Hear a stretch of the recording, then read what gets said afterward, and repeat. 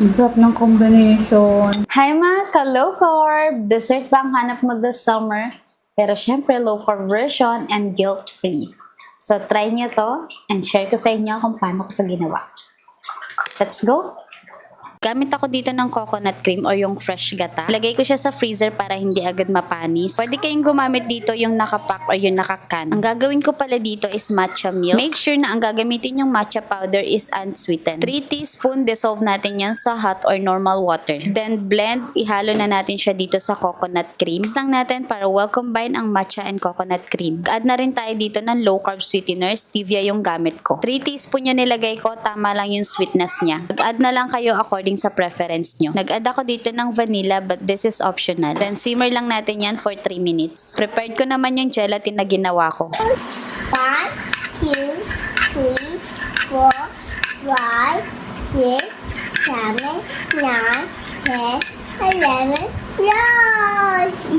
Sa harapan ko nga lang dyan si Empress kaya pinapanood niya yung ginagawa ko. Tapos binibilang niya yung kada slice na ginagawa ko. Lagay ko na lang sa comment section yung exact measurement kung paano ma-achieve yung pagka-wiggly ng gelatin na to. Dalawang klase yung ginawa ko dito. Isang red na medyo wiggly yung texture niya. Then isang pink na mas firm yung texture niya. Gelatin po yung gamitin natin ha dahil protein yun. Not gulaman dahil high carbs po yun. After ma-slice lahat ng gelatin sa mixing bowl, maglagay tayo ng all-purpose cream. Much better kung hindi naka-chilled yung all-purpose cream nyo para mas mahalo nyo siya ng mabuti. And make sure na unsweetened almond milk yung gagamitin nyo. Inubos ko lang yung isang almond milk kasi konti na lang yung laman nun. I-try nyo yung ganitong brand ng almond milk pero unsweetened. Mas masarap siya compared sa iba. Mas lasa mo yung pagka-almond milk niya. Yung ingredients niya is 95% almonds, 5% sunflower seed. Yung ibang brand kasi mas maraming kasamang ingredients. So anyway, nag-add na ako dito ng 2 tablespoon ng sweetener. Mix ng mabuti para matunaw yung sweetener. Then ilagay na rin natin itong mga jelly. Add na rin natin dito yung strawberries. Dapat marami para mas masarap. Excess mag-a-add ako dito ng chia seed. 5 tablespoon yung ginamit ko dito. Binabad ko na yan ng advance. Siyempre, ilalagay na rin natin ang ating matcha milk. Make sure lang na malamig na yung matcha milk nyo bago nyo siya isalin dito. Kapag hot or warm pa kasi yan tapos sinalin nyo na dito, may tendency na matutunaw yung gelatin. Medyo sensitive ang gelatin sa heat. Then, i-mix lang natin yan. Then, nag-add lang ako dito ng konting yellow since kakainin ko na siya agad. Pero syempre, hindi naman natin lahat uubusin yan.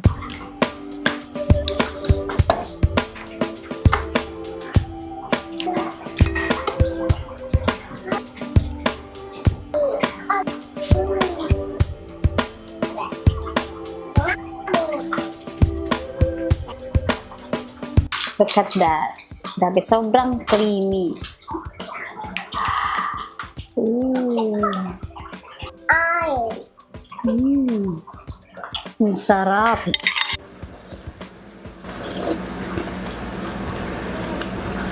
Sarap. The best. Ang perfect ng combination ng matcha tapos yung coconut cream. Grabe, try nyo talaga to. Is it yummy? Yummy. Yummy. Kumain din sa Empress. Ang sobrang